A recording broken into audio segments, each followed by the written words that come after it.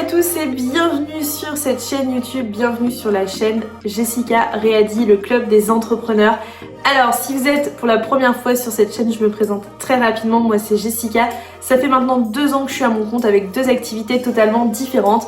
Une partie freelance en recrutement où j'accompagne mes clients à décrocher et à trouver le meilleur candidat.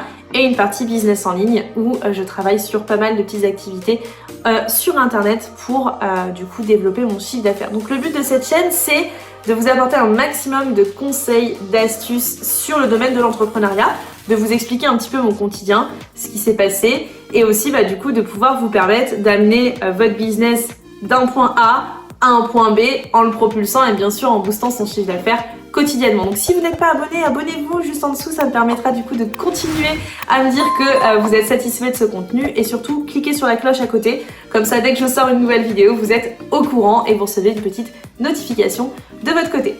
Alors aujourd'hui, on va parler de ce qui m'a permis ces derniers mois d'amener mon business à un x2 en termes de chiffre d'affaires. Alors, tout le monde vous dit sur internet, moi je gagne plein d'argent, je fais plein de choses comme ça. Vous le savez, moi aujourd'hui je suis très transparente et je vous dirai toujours les choses et je serai très transparente avec vous sur mon quotidien d'entrepreneur. Loin de moi le but loin de moi l'idée en fait tout simplement de vous dire des choses qui ne sont pas vraies. Donc je vais vous apporter les choses qui sont concrètes autour de mon business. Alors, il y a à peu près, je calcule dans ma tête, à peu près 3-4 mois, je me suis dit, ok Jessica, à l'heure actuelle, tu fais tant de chiffre d'affaires, tu as plein de demandes de prospects qui rentrent. La problématique que tu as, c'est que tu n'as pas de temps. Moi, j'étais arrivée à un moment où j'étais très sollicitée par plein de prospects. Je me disais, mais comment je vais faire pour avoir ce prospect aujourd'hui et travailler avec? Parce qu'en fait, je n'ai pas de temps. C'est-à-dire que j'arrivais à refuser des clients parce que je n'avais pas de temps dans mon emploi du temps pour tout gérer. Alors, pour ceux qui veulent comprendre un petit peu mon métier, c'est qu'aujourd'hui, comme je fais beaucoup de recrutement au sens général, je passe ma journée au téléphone avec des candidats, c'est compliqué d'avoir des appels au-delà de 19h sur ce type de poste. Alors, ça peut arriver que je puisse faire des appels après 19h, mais c'est très rare, les candidats sont moins à l'écoute après 19h qu'avant. Ce qui veut dire que dans tous les cas, même si je fais du 9h-19h toute la journée, il y a un moment où je peux plus travailler. C'est-à-dire que j'arrive à un moment où 19h est passé, je ne peux plus travailler, je peux plus faire d'entretien et je peux plus avancer. Sauf que forcément quand vous avez plusieurs clients, ça vous prend du temps, vous décidez de faire des tickets journaliers moyens, etc. Enfin vous faites facturer à la journée votre prestat. Sauf qu'au bout d'un moment, plus vos clients vous en demandent, plus à un moment vous vous dites mais comment je vais faire pour y arriver? Donc je me suis dit, Jessica, c'est pas possible, tu peux pas aujourd'hui refuser des clients toutes les 30 secondes, il faut trouver une manière d'optimiser ton temps et de gagner du temps. Donc j'ai décidé à la fin du mois d'octobre de me dire ok, eh bien je vais prendre des stagiaires. Je vais commencer par des stagiaires parce que aujourd'hui déléguer sur un total salaire ce serait infaisable. Enfin voilà, on est tous au démarrage et au démarrage on se dit tous est-ce que je me risque à prendre un salarié maintenant? Est-ce que je me risque à prendre un freelance? Il faut savoir qu'aujourd'hui un freelance ça coûte aussi plus cher qu'un salarié parce que le but d'un freelance c'est pas d'être payé comme un salarié. Donc j'étais arrivée à un moment où j'avais délégué certaines choses. Alors aujourd'hui moi j'avais délégué notamment la rédaction des articles sur mon site internet. J'avais délégué le montage des vidéos et qui est toujours délégué. Et j'ai délégué également les miniatures sur la chaîne YouTube. Sauf que tout le reste c'était moi qui faisais. Le recrutement, la com, le marketing, les tunnels de vente, les newsletters. Enfin je faisais vraiment tout. Et je me suis dit à un moment, Jessica, tu peux pas tout faire, mais d'un côté, tu peux pas non plus prendre un freelance parce que ça va te coûter trop cher, donc comment tu vas faire? Donc il y a 3-4 mois, je me suis dit, Jessica, t'es à un moment où il te faut de la main d'œuvre, mais t'as pas trop d'argent, donc je me suis tournée vers les stagiaires. Alors il y en a beaucoup qui vont me dire, mais Jessica, attends, les stagiaires, moi je veux bien, mais par contre c'est trop compliqué, ils comprennent rien, ils mettent trop de temps, ils sont pas formés. Et aujourd'hui, figurez-vous que j'ai trouvé des pépites de stagiaires et que grâce à elles aujourd'hui, parce que malheureusement j'ai eu que des filles dans les stages, j'aurais bien aimé avoir des garçons mais pour le coup j'avais que des filles qui postulaient, je n'ai jamais eu autant d'avantages sur les stages. Alors de une, ce qui est très bien, c'est que si vous commencez et que vous prenez un stage au démarrage de courte durée, c'est que ça vous coûte 0 € en dessous, je crois, de 44 jours de travail, ce qui veut dire que du coup, ça fait à peu près 2 mois. En dessous de 2 mois de stage, les stages sont 100% gratuits. Donc si vous avez un besoin en marketing, si vous avez un besoin, par exemple, moi j'avais un besoin en recrutement, etc., vous pouvez tout à fait prendre un stagiaire pour vous aider.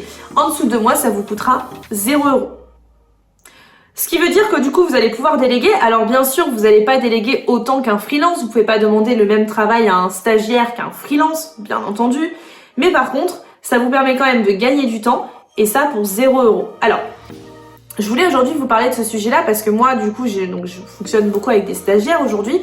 Et puis si après, vous avez envie d'avoir un stagiaire sur une longue durée, la rémunération du stage, c'est 595 € par mois. C'est quand même raisonnable. Si vous voyez que ça vous permet d'avancer, vous pouvez tout à fait. J'avais aussi la solution de me dire, je vais prendre un alternant parce qu'il y avait plein d'aides qui étaient accordées pour les étudiants qui avaient moins de 30 ans. Et du coup, je me suis dit, ça peut peut-être être une opportunité de payer 500-600 €. Mais souvent, quand vous démarrez, que vous êtes en auto-entreprise, que vous n'avez pas de comptable et que vous savez pas combien ça va vous coûter exactement, c'est très compliqué de se projeter. Donc moi, j'ai fait le choix des stagiaires. Aujourd'hui, le fait d'avoir choisi des stagiaires, c'est que je n'ai pas de coûts ou très peu. Alors, bien sûr, moi, je leur fais des petits cadeaux systématiquement. Quand ils partent, ils ont systématiquement une petite carte cadeau qui leur permet du coup, voilà, de les remercier. Et puis du coup, bah, voilà, j'aime bien aussi ce côté-là, cette proximité-là. Donc même si c'est des stages qui sont gratuits, ils ont toujours un petit cadeau à la fin. Et deuxièmement, j'ai gagné un temps de folie. Et il y a des choses que je n'avais pas le temps de faire ou que je n'avais plus le temps de faire, que j'ai pu du coup redéléguer.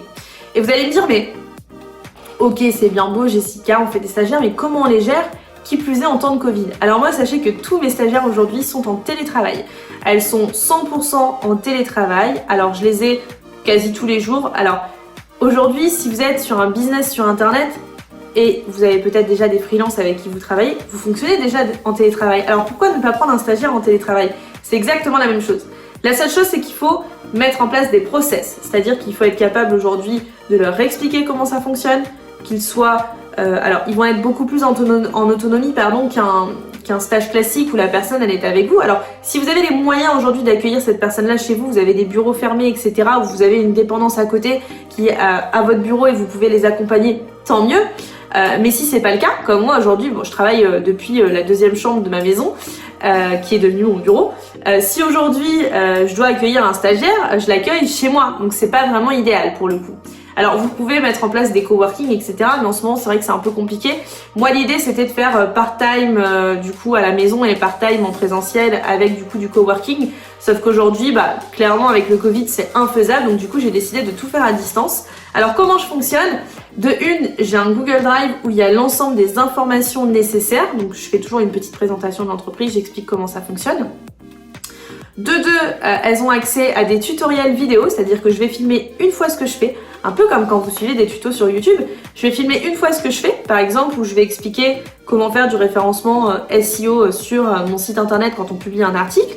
Elles vont suivre le petit tuto et elles vont pouvoir travailler toutes seules de leur côté en suivant le tuto. Deuxièmement, j'ai des to-do list. Alors c'est exactement la même chose que... alors moi j'utilise TickTick pour ma part. Il y en a certains qui utilisent du coup To-Do, Microsoft To-Do. Voilà, libre à vous. Ce qui est bien, c'est que du coup ils peuvent accéder. Et deuxièmement, vous allez me dire, mais comment tu fais pour lui passer tes mots de passe ? Mais du coup tu veux changer tes mots de passe tout le temps ? Eh bien non, j'utilise du coup l'espace où j'enregistre mes mots de passe, je leur donne accès, mais du coup elles ne voient pas les mots de passe, donc je n'ai pas besoin de les changer H24. Alors ça demande du temps de préparation parce que du coup ça demande aussi de s'investir, de mettre en place des choses, etc. Mais pour le coup c'est un vrai avantage aujourd'hui de pouvoir déléguer.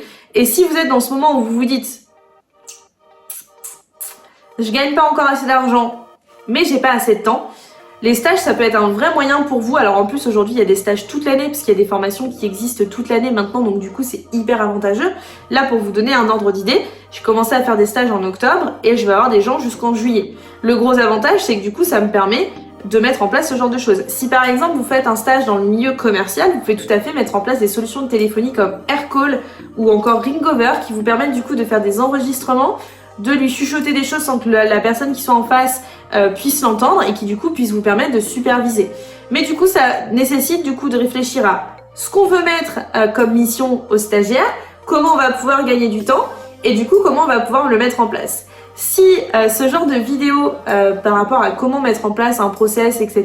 pour un stagiaire ou quoi que ce soit vous intéresse, n'hésitez pas à me le dire en commentaire si vous avez des questions par rapport à ce sujet-là.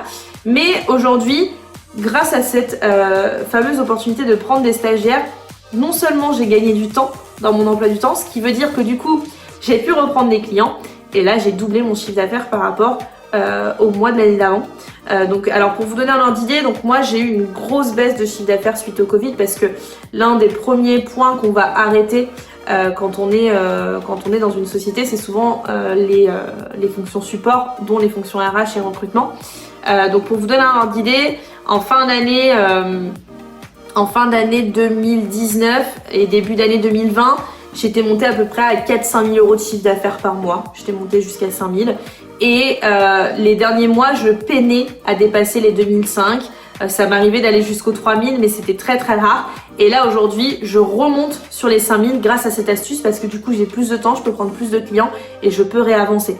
Je peux aussi facturer plus cher maintenant et du coup, ça me permet de réaugmenter.